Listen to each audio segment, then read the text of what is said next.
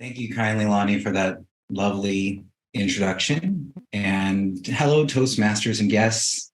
I appreciate you taking your lunchtime to listen to me discuss a topic I find very challenging: networking events, networking in general. However, before I get started, I do want to address the obvious question: why should you listen to what I have to say? What have I done? And that's totally appropriate. And a little bit about me.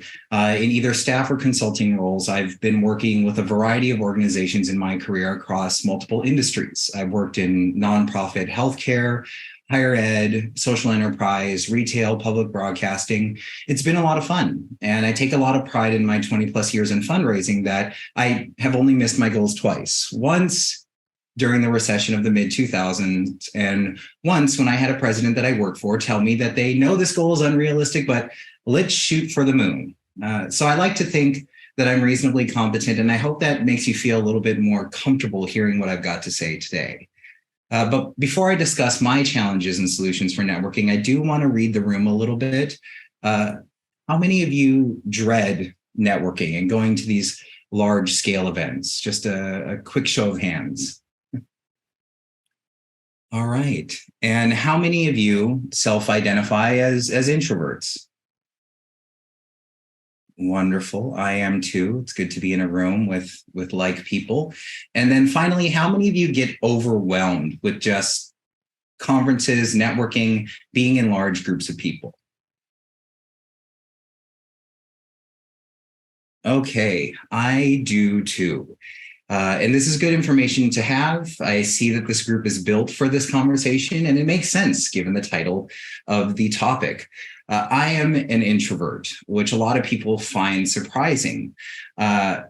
It's crazy, but over time, I figured out a way to get through my anxiety. And I'm going to tell you a secret. It's actually okay to be an introvert. Extroverts love us because we will listen, and introverts love each other because we commiserate and empathize with that plight. And we know what it's like to just want to sit there and be quiet for a little bit. Now, fortunately for both groups, the strategies that I'm going to talk about today have worked for pretty much anyone. So for your extroverts out there, there's no need to feel left out. Although fellow introverts, we all know they never really do feel that way. Am I right?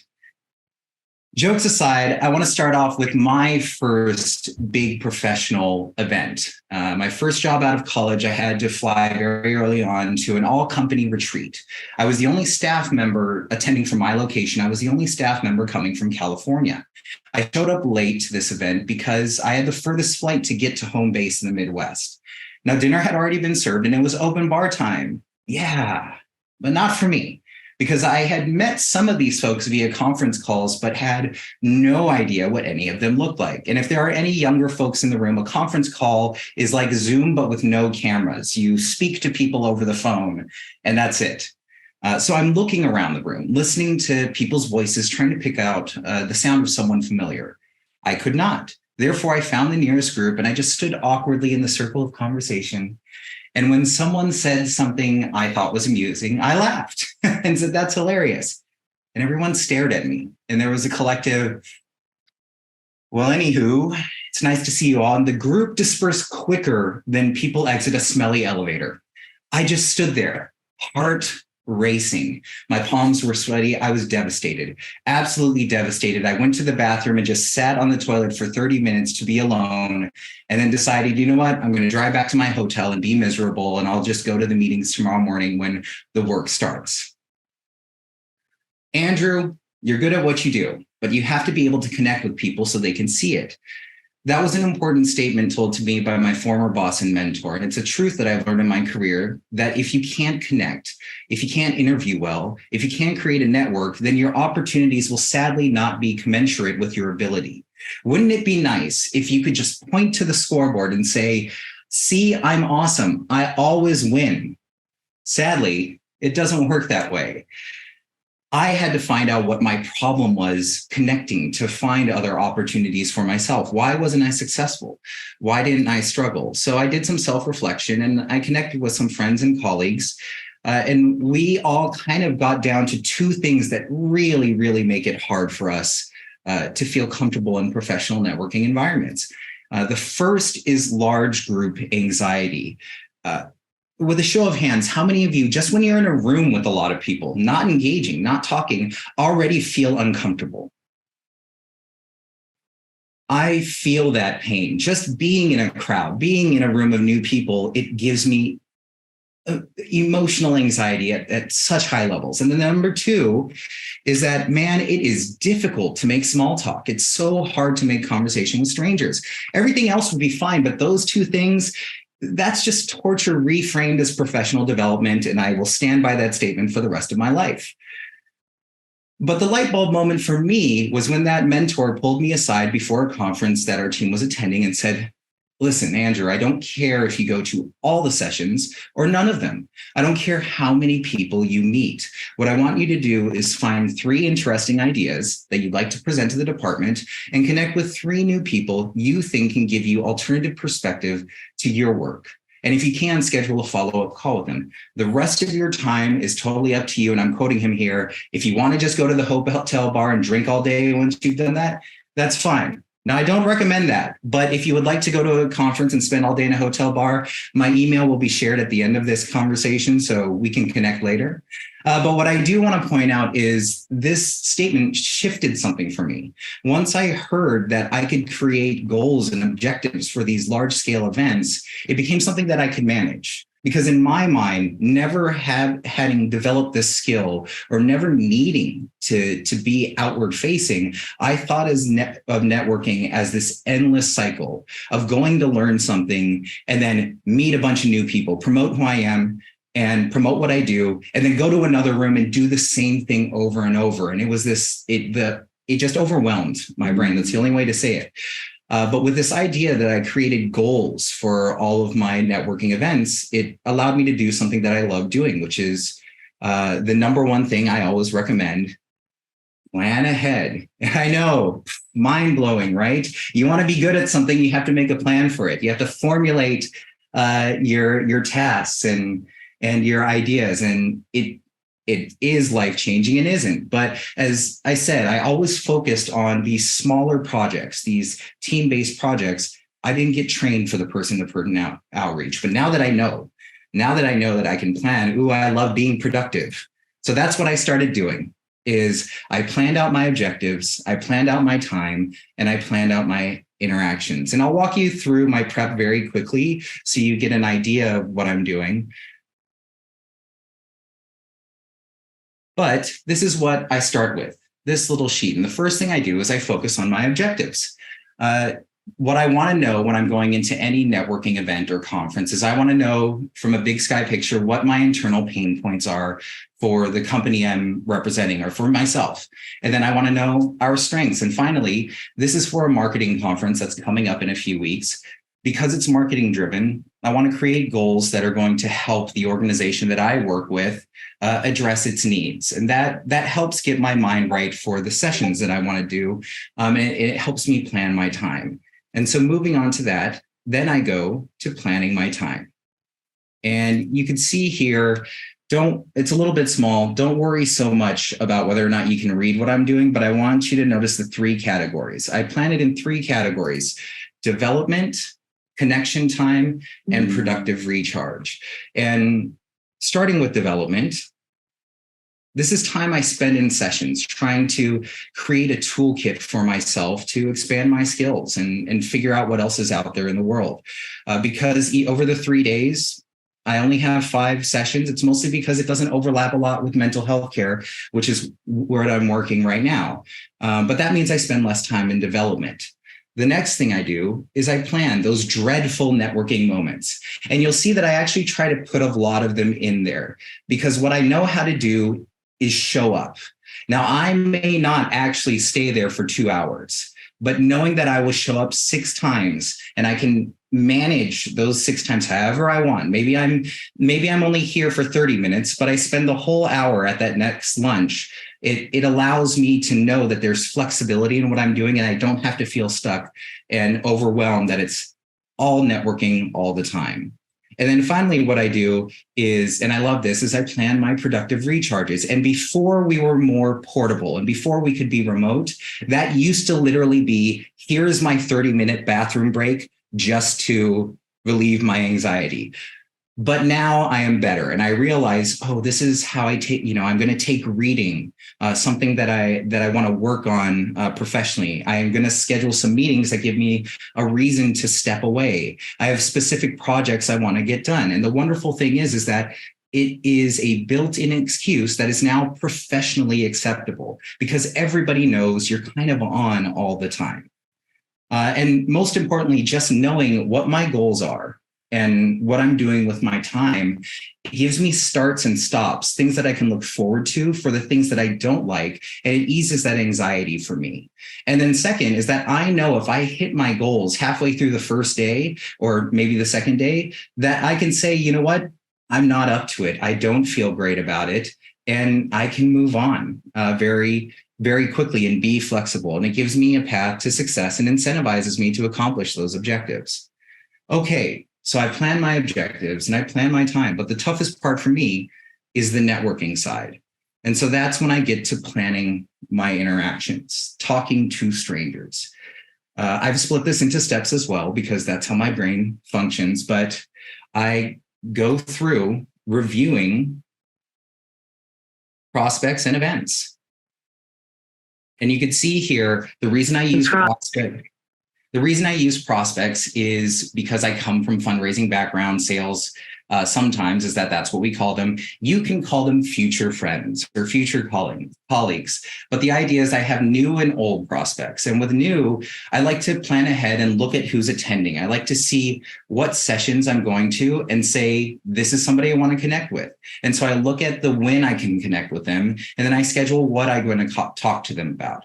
And then I move on to my old prospects, the people I already know. And I want to pause here because at this event, my wife is the only person that I'm going to know.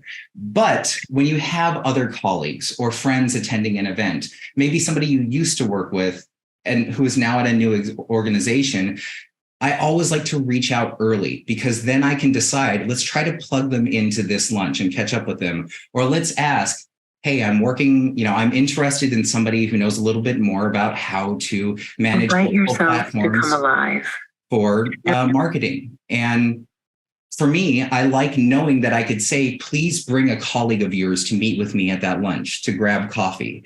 So take a moment to schedule on this last part, the events. You can plug in who you're going to meet with. Plug in what you want to try to do. And seeing this in front of me before I attend the conference, again, it keeps me from being anxious because I know when I have to be flexible and when I have something on the docket for me to, or someone on the docket for me to connect with. And then finally, I talked about this, but I even plan what I am going to say. So I put together this little sheet of, I put together this little sheet of questions that I'm going to ask if I speak to a speaker or an expert. I know in advance what I want to talk about. Here, if I'm talking to a new person, and this is much shorter than what I typically do, but I try to put together thoughtfully scripted questions to connect with new people. And I'll use number 3 as an example. Outside of your Clark Kent job, what are you passionate about? And I like using that because it tells you a very frank thing about me. I love comics. I'm kind of a geek. And I slide that in. And if somebody picks up on that, then I know that's a thread I can pull to get to know them better. Because for me, as much as I'm doing this for professional development, I'm terrible at connecting people with people that I don't vibe with, so to speak. So by creating questions that plug in a little bit of my personality, a little bit of who I am, I can sometimes get a better response from who I'm talking to. And then you have a new friend for your event, and you can go through the struggles of networking together. So I've prepared my objectives, I prepared my time, and I prepared how I'm going to interact with people, down to, you can see here too, canned excuses. Excuse me, I need to go to the bathroom, or excuse me, I'm going to get another drink, because that's sometimes you just can't take it anymore. You need to leave. These are polite ways to get through it. So at this point, you're all planned out. And I know it seems overly simple, and you may be thinking, okay, I get it. That's really straightforward. But some people are like, that's a lot of work for just a few days of meeting people. That's okay, because I'll tell you, this model was created and helped create presidential travel preparation at multiple universities I worked with. It's the foundation of many major gift departments that I've worked with over time and helped shape. And the reason I find this to be effective for both introverts and extroverts alike is that you take something that can often be ill-defined, unfocused, go network, meet new people, and turn it into something structured with objectives. And that seems simple enough, but when I have colleagues and friends who are just so scared and panicked, like myself, when they would look at these large rooms of people, all you can think of is that anxiety and that disdain for what you have to do. And this turns it into something that you can create manageable steps for. But maybe even going to a multi-day affair is too much for you. How do you get started? How do you get started when you're just so paralyzed with that fear? And I'll share kind of my path to how I got started being a better networker.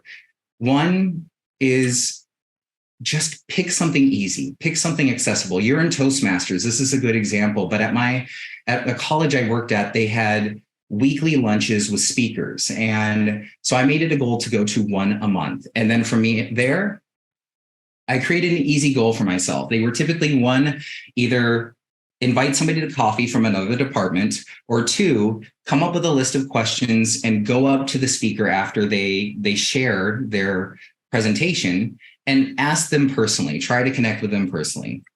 Three, and this may sound silly for something small, but over prepare in advance. Do this for a coffee mixer and start building out how you manage these moments.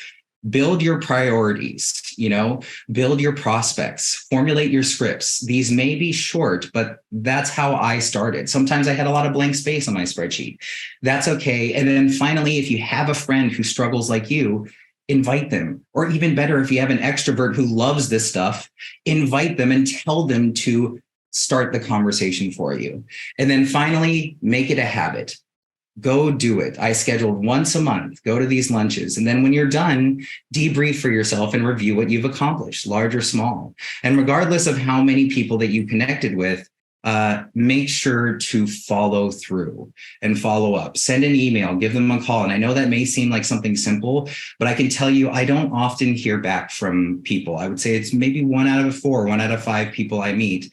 But consistently following through, I will tell you that I get more business. And I get more outreach because I don't network with a lot of people, but I will always follow through with everyone I meet. So people will reach out to me personally because I try to create stronger connections as much as possible. And that's really how I got started. And the tools that I would recommend using is taking something that feels overwhelming and make it something that you can create a process for and really walk through. And so some quick review of what I was talking about is one, over prepare in advance. And this includes your time, your prospects, what you say. Start manageable. If you've never done this before and this is just something you're trying to take that first step, don't do something too crazy. Pick a coffee mixer. Pick something that you're really passionate about, but doesn't require a lot of your time. But if you are better at this now and you want to try managing a bigger event and really going for something that's 3 or 4 days long, then do that. But find what you're ready to do for your next step. And then lastly is always follow through.